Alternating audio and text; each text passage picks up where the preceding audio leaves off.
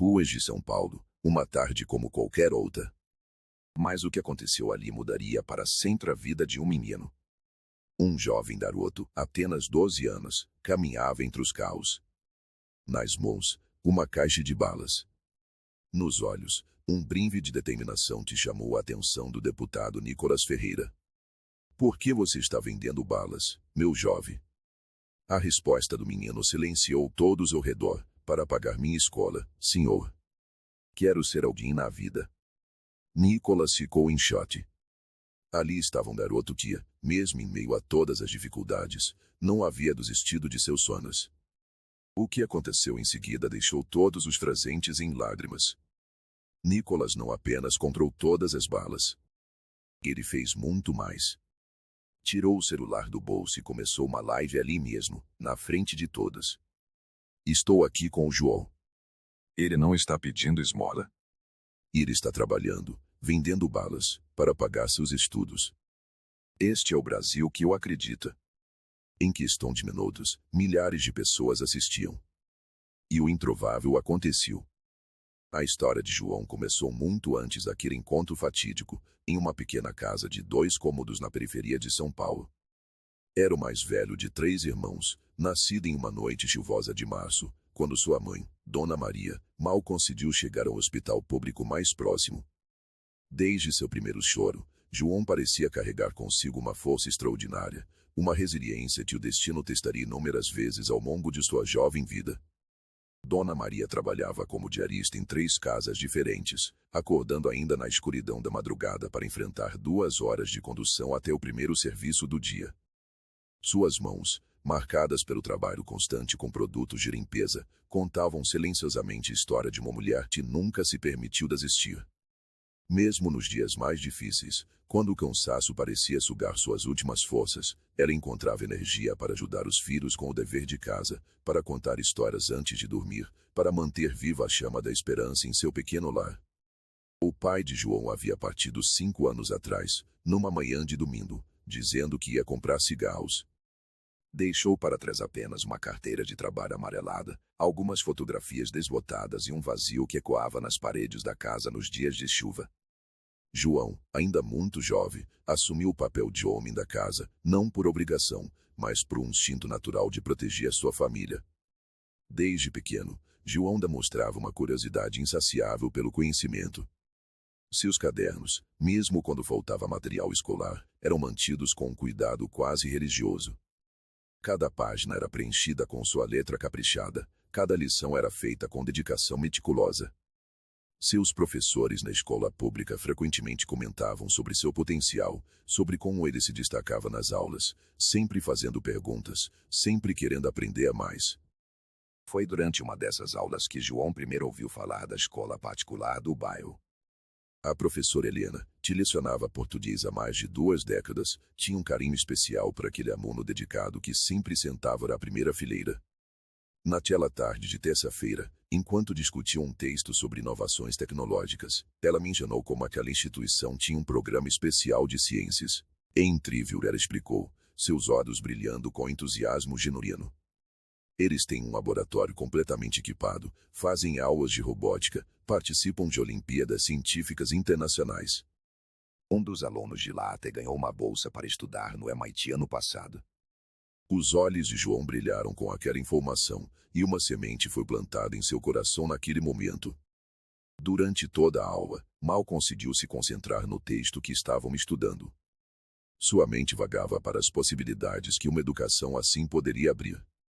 Depois da aula, ficou um tempo fazendo perguntas à professora Helena sobre a escola, sobre as Olimpíadas Científicas, sobre como era possível chegar lá. A professora Helena, percebendo o interesse genuíno do aluno, compartilhou mais detalhes. Falou sobre o programa de bolsas que a escola oferecia, embora fossem poucas e muito disputadas. Contou sobre os professores altamente qualificados, muitos com mestrado e doutorado. Mencionou os laboratórios de Química e Física, a biblioteca com milhares de livros, o programa de línguas estrangeiras. Cada palavra era como combustível para o sonho que começava a tomar forma na mente de João. Naquela noite, ele mal conseguiu dormir, sua cabeça fervilhando com possibilidades. Enquanto seus irmãos mais novos dormiam no beliche ao lado, ele ficou acordado, planejando, sonhando, determinando-se. Durante semanas, ele passou em frente à escola particular no caminho para casa. Observava os alunos saindo com seus uniformes impecáveis, carregando mochilas cheias de livros novos. Via os pais buscando seus filhos em carros confortáveis. Ouvia fragmentos de conversa sobre projetos científicos, competições de matemática, aulas de inglês. Cada detalhe alimentava seu sonho de estudar ali. Um dia, reunindo toda a sua coragem e vestindo sua melhor roupa, uma camisa branca já um pouco desbotada, mas cuidadosamente passada por sua mãe, João entrou na secretaria da escola. A recepcionista, uma senhora de óculos e sorriso gentil, ouviu atentamente enquanto ele perguntava sobre as mensalidades e possibilidades de bolsa de estudos. O valor da mensalidade era como um soco no estômago, equivalia a quase todo o salário mensal de sua mãe. As bolsas de estudo para teriano já haviam sido todas distribuídas. Mas ao invés de desanimar, João sentiu algo despertar dentro dele. Uma determinação férrea, uma certeza de que encontraria um jeito. Foi então que a ideia surgiu. João havia ajudado no mercadinho da esquina durante alguns meses, organizando o estoque e fazendo entregas. Com o pequeno vizinho Pedrino, descobriu que podia ganhar alguns trocados passeando com os cachorros da vizinhança. Cada centavo era guardado em uma lata de bolacha, escondida embaixo de sua cama, sonhos em forma de moedas. Com suas economias, comprou sua primeira caixa de balas. Lembra-se perfeitamente do momento em que segurou aquela caixa nas mãos. Era como segurar um pedaço do futuro. Cada bala representava uma pequena parte de seu sonho, uma fração do caminho que precisava percorrer. Os primeiros dias foram os mais difíceis, uma verdadeira prova de fogo para sua determinação. Suas mãos tremiam tanto ao abordar os primeiros carros que ele quase deixou cair a caixa de balas várias vezes. Sua voz, normalmente firme e educada, falhava ao tentar chamar a atenção dos motoristas. O medo da rejeição era como um peso em seu estômago.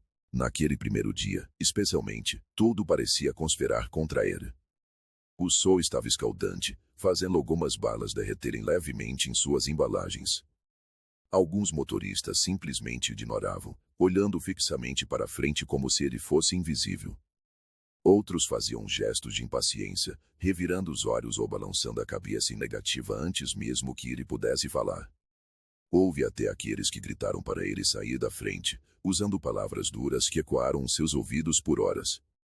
Ao final daquele primeiro dia, João voltou para casa com apenas 3 balas vendidas. Sentou-se na escada do prédio onde morava e, pela primeira vez, permitiu-se chorar. Não eram lágrimas de derrota, mas de frustração, de raiva de si mesmo por não ter sido mais corajoso, mais persuasivo. Foi sua mãe quem o encontrou ali, encolhido na escada. Sem dizer nada, sentou-se ao seu lado e o abraçou. Por alguns minutos, ficaram assim, em silêncio. Então ela disse, com aquela voz suave que sempre guardava para os momentos mais importantes: "Filho, nada te vale a pena, faço no começo. Amanhã será melhor." Isso-lhe. A cada novo dia, João aprendia mais sobre sua nova profissão. Aprendeu a identificar os melhores momentos para abordar cada carro, quando o sinal estava no início do vermelho, dando tempo para uma conversa breve. Desenvolveu um sorriso genuíno que, mesmo nos dias mais difíceis, conseguia transmitir sua sinceridade. A cada não que recebia, ao invés de se abater, mentalmente agradecia por estar um passo mais perto do próximo sim. Com o tempo, João desenvolveu suas próprias estratégias, transformando cada desafio em uma lição valiosa. Após semanas observando o fluxo da cidade, descobriu que o semáforo próximo ao centro empresarial era um ponto de ouro durante o horário do almoço. Ali, executivos apressados muitas vezes compravam várias balas de uma vez, seja por compaixão disfarçada de pressa, seja pela vontade genuína de ajudar aquele menino que sempre os tratava com tanto respeito. Suas observações iam além da simples localização. João começou a entender a psicologia das ruas. Notou que nas segundas-feiras, as pessoas tendiam a estar mais fechadas, mais impacientes. Mas nas sextas, especialmente após as 5 da tarde, a generosidade fluía mais facilmente. Aprendeu que sorrir, mesmo quando seus pés doíam e o sol castigava, não era apenas uma estratégia de vendas. Era uma forma de manter sua própria dignidade, de mostrar que ali estava não um pedinte, mas um jovem empreendedor. A organização se tornou sua marca registrada. Suas balas eram sempre perfeitamente alinhadas na caixa, separadas por sabor. Desenvolveu um sistema próprio para o troco, mantendo as moedas organizadas por valor em diferentes bolsos, permitindo transações rápidas que não atrasavam o trânsito. Esse cuidado com os detalhes não passou despercebido. Alguns clientes regulares começaram a procurá-lo especificamente, elogiando sua postura profissional apesar da pouca idade. Em dias de chuva, improvisava a proteção para suas mercadorias com sacos plásticos transparentes, garantindo que as balas chegassem perfeitas aos compradores. Quando o calor era intenso, carregava uma pequena bolsa térmica que sua mãe havia concedido em um bazar, evitando que o chocolate derretesse. Cada pequeno problema se transformava em uma oportunidade de inovação, de mostrar seu comprometimento com aquele trabalho que, para ele, era muito mais que simples vendas, era a construção de seu futuro. Entre uma venda e outra, João transformava cada momento ocioso em uma oportunidade de aprendizado. Carregava sempre um caderno surrado na mochila, suas páginas já amareladas nas bordas de tanto uso. Nos intervalos entre sinais vermelhos, sentava-se no meio-fio e mergulhava em seus estudos. Os exercícios de matemática eram seus favoritos. Havia algo reconfortante na precisão dos números, na lógica dos problemas que sempre tinham uma solução, mesmo que nem sempre óbvia. Durante as longas viagens de ônibus, transformava o balanço irregular do veículo em seu ritmo de estudo. Equilibrava o caderno no cono, a letra caprichada mesmo com os solavancos, resolvendo equações enquanto a cidade passava pela janela. Os textos de português eram guardados para os momentos mais calmos, quando podia realmente se concentrar nas nuances da linguagem, nas metáforas que a professora Helena tanto gostava de discutir. Desenvolveu técnicas próprias de estudo, adaptadas à sua realidade única. Colava pequenos post-its com fórmulas matemáticas e vocabulário de inglês na própria caixa de balas, revisando-os cada vez que fazia uma venda. Gravava áudios das aulas em seu celular antigo, presente de um tio, e os ouvia repetidamente durante suas caminhadas entre semáforos. Cada minuto era precioso, cada momento uma chance de se aproximar um pouco mais de seu sonho. Sua mãe, preocupada com sua rotina exaustiva, frequentemente tentava convencê-la a desistir da ideia da escola particular. Nas noites em que o encontrava debruçado sobre os livros, os olhos vermelhos de cansaço, seu coração de mãe apertava. "Filho, você já é tão esforçado na escola pública", dizia ela, passando a mão carinhosamente em seus cabelos. Sua voz traindo a mistura de orgulho e preocupação que sentia. Eram nesses momentos que João mais se parecia com Dona Maria. Erguia os olhos dos cadernos, com um sorriso determinado no rosto jovem, e respondia com uma sabedoria além de seus anos: "Mãe, a senhora sempre diz que a educação é a única herança que ninguém pode roubar da gente. Que eu quero mais. Quero poder dar um futuro melhor para a senhora e para os meus irmãos." Essas conversas noturnas tornaram-se um ritual silencioso entre mãe e filho. Às vezes, Dona Maria trazia uma xícara de café para João, preparado exatamente como ele gostava, forte, com 2 dedos de leite e uma colher pequena de açúcar. Outras vezes, simplesmente sentava-se ao seu lado, remendando roupas ou organizando as contas do mês, sua presença uma fonte constante de apoio e força. Em uma dessas noites, após um dia particularmente difícil em que a chuva tinha prejudicado as vendas, João encontrou sua mãe chorando baixinho na cozinha. Pensou em recuar silenciosamente, dar-lhe privacidade, mas algo fez ficar. "Mãe, está tudo bem."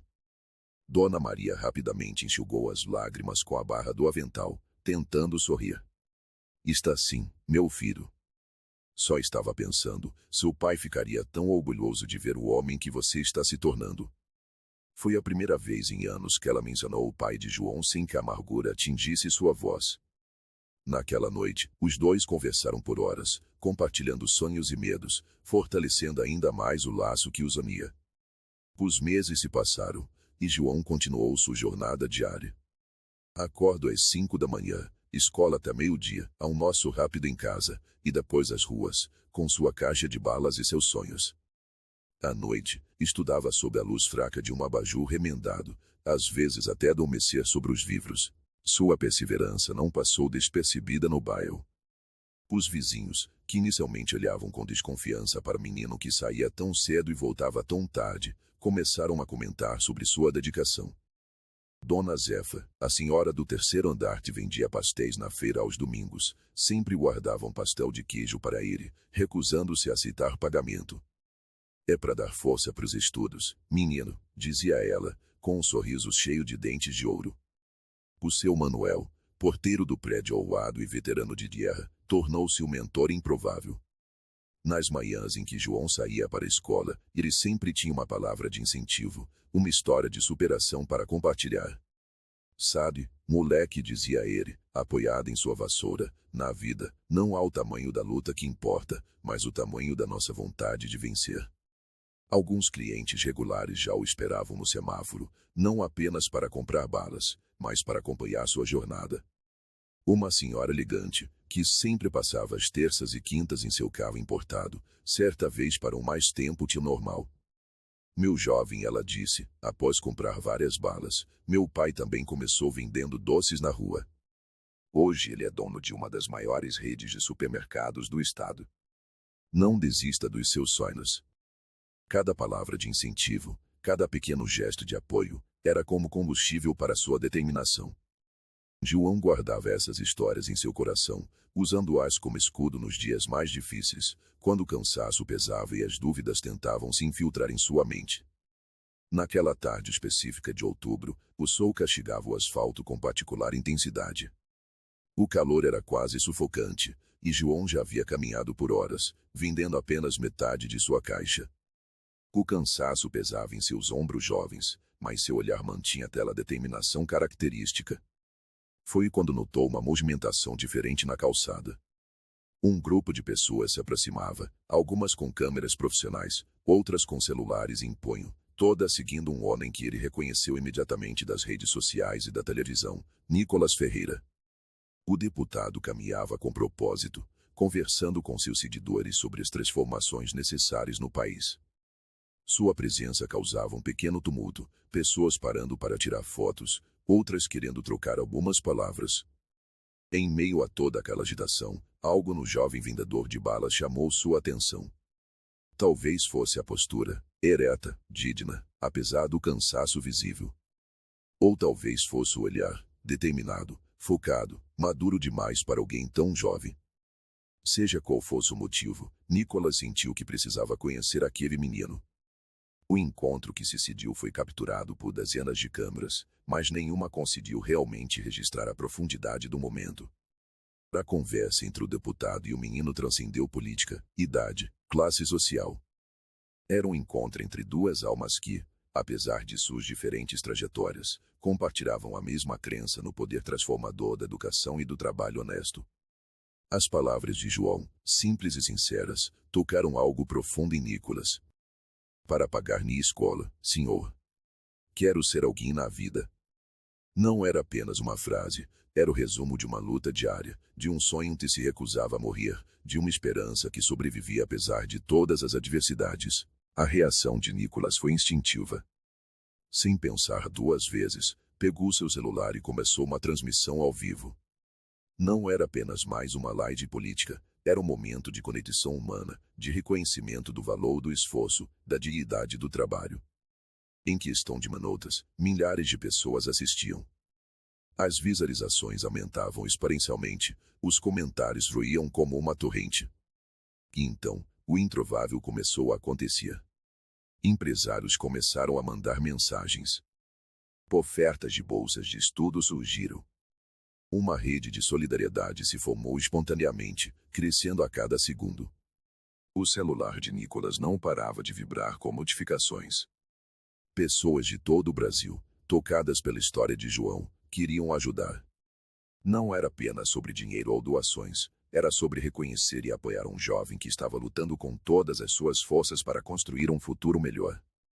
Meu jovem, Nicolas disse, sua voz embargada pela emoção genuína que sentia, você representa o melhor do nosso país. A garra, a determinação, a honestidade. Você não está pedindo nada a ninguém, está lutando, trabalhando, construindo seu próprio caminho. E isso é inspirador. As palavras do deputado reverberaram pela live, tocando milhares de corações. Em minutos, uma campanha espontânea começou nas redes sociais. A hashtags de João disparou, tornando-se um dos assuntos mais comentados do momento. Empresários, educadores, cidadãos comuns, todos querendo fazer parte daquela história de superação. Uma das maiores escolas da região, conhecida por sua excelência acadêmica, entrou em contato oferecendo não apenas uma bolsa integral para João, mas também para seus irmãos. Uma editora renomada se comprometeu a fornecer todo o material didático necessário para os próximos anos. Uma empresa de transporte ofereceu passes livres para que ele pudesse se locomover sem preocupações. Dona Maria foi chamada às pressas ao local. Ao chegar e compreender o que estava acontecendo, suas pernas fraquejaram. Lágrimas corriam livremente por seu rosto enquanto abraçava o filho, anos de preocupação e luta se dissolvendo naquele momento de pura gratidão. Senhora Nicolas se dirigiu a ela, seu filho é um exemplo para nossa juventude. E agora, ele terá todas as oportunidades que merece. Seu único trabalho será estudar e continuar sendo essa pessoa extraordinária que já é. A notícia se espalhou rapidamente. Jornalistas começaram a chegar ao local, câmeras de TV apareceram, querendo registrar aquele momento único. Mas o mais importante não eram as câmeras ou a atenção da mídia, era a transformação real que estava acontecendo ali, diante dos olhos de todos. Nas semanas que se seguiram, o impacto daquele encontro continuou se multiplicando. Outras histórias semelhantes começaram a surgir. Pessoas parando para ouvir, para ajudar, para transformar. O encontro entre João e Nicolas havia desencadeado uma onda de solidariedade que transcendia partidos políticos e ideologias. João começou na nova escola na semana seguinte. Seu uniforme novo, sua mochila cheia de livros, cada item uma lembrança tangível de como um encontro casual pode mudar destinos. Os professores, conhecendo sua história, se comprometeram a ajudá-lo a recuperar qualquer conteúdo que pudesse ter perdido. Em casa, a vida também se transformou. Dona Maria pôde reduzir suas diárias, tendo mais tempo para estar com os filhos. Os irmãos mais novos de João, vendo seu exemplo, se dedicavam ainda mais aos estudos. A esperança de encontrar endereço permanente naquele pequeno apartamento da periferia. Nicolas manteve sua promessa de acompanhar a jornada de João. Regularmente, postava atualizações sobre seus progressos. O menino se tornou símbolo de uma juventude que, apesar das adversidades, não desiste de seus sonhos. Suas notas exemplares, sua dedicação aos estudos, sua gratidão sincera, tudo isso inspirava milhares de seguidores. Um ano depois, João foi convidado a subir ao palco de uma importante conferência educacional. Diante de uma plateia repleta de educadores, empresários e políticos, compartilhou sua história. Sua voz, antes tímida ao oferecer balas nos semáforos, agora coava forte pelo auditório, carregando uma mensagem de esperança e transformação. Cada bala que eu vendia carregava um sonho, ele disse. Sua voz fina apesar da emoção te fazia seus olhos brilharem. Hoje, entendo que não eram apenas sonhos meus, mas de toda uma geração que precisa acreditar que é possível. Que com trabalho duro, determinação e um pouco de ajuda, podemos mudar nossas histórias. A plateia, emocionada, aplaudiu de pé. Não eram apenas aplausos, era o reconhecimento de uma verdade universal, que às vezes, tudo o que precisamos é de alguém que pare, te olhe, que acredite. A história de João e Nicolas não é sobre política. Nunca foi. É sobre humanidade em sua forma mais pura. É sobre como um momento de atenção genuína pode desencadear transformações profundas. É sobre a força que existe em cada um de nós para fazer a diferença na vida de alguém. Hoje, João continua sua jornada acadêmica com o mesmo brilho nos olhos, mas agora acompanhado de propósito ainda maior. Suas manhãs começam cedo, não mais vendendo balas, mas debruçado sobre livros de física, química e matemática, suas matérias favoritas. Nos corredores da escola, é impossível não notar sua presença. Não pela fama que sua história trouxe, mas pela forma como ele se dedica a ajudar outros alunos, especialmente aqueles que, como ele um dia, enfrentam dificuldades para manter seus sonhos vivos. O impacto de sua história continua reverberando. A escola onde estuda agora instituiu um programa permanente de bolsas de estudo, inspirado em sua trajetória. O programa João, como foi carinhosamente nomeado, já beneficiou dezenas de outros jovens talentos da periferia. Cada novo bolsista recebe não apenas a oportunidade de estudar, mas também todo o suporte necessário para desenvolver seu potencial pleno. Nicolas manteve sua palavra, transformando aquele encontro casual em um movimento maior. Através de sua influência e articulação política, conseguiu estabelecer parcerias com outras instituições de ensino, expandindo as oportunidades para mais jovens em situação similar. Sua atuação transcendeu as barreiras partidárias, unindo pessoas em torno de uma causa comum, a educação como instrumento de transformação social. Dona Maria, agora trabalhando apenas em uma casa como diarista, teve a oportunidade de retomar seus próprios estudos. À noite, depois de cuidar da casa e dos filhos, ela frequenta um curso de técnico em enfermagem. Aprendi com meu João que nunca é tarde para sonhar, diz ela, com os olhos marejados de orgulho. Os irmãos mais novos de João seguem os passos do irmão mais velho.